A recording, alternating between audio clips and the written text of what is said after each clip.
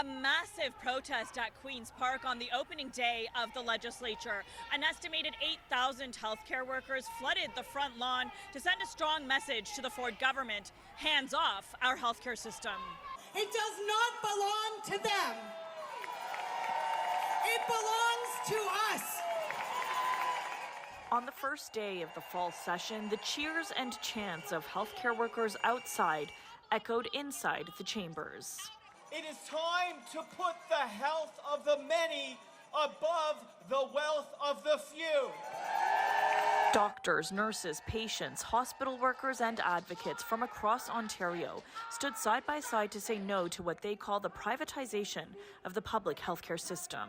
Their number one job is to protect public health care. The protests, primarily driven by Ontario's Bill 60, which will allow more OHIP-covered procedures like cataract surgeries, MRI and CT scans, and knee and hip replacements to take place at private, for-profit clinics. We're going to fight. We're going to fight like hell, and we're going to stop them. And like with the Green Belt, ultimately they're going to have to back down. The government has staunchly defended the bill, saying it will clear the surgical backlog and improve wait times. We have a plan and it is working.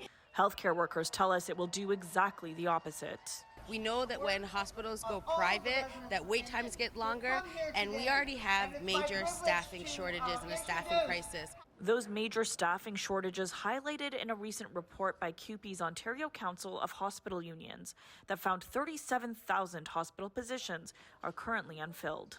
What's morale been like? It's tough. It's really tough. What would you say if the Premier was listening right now?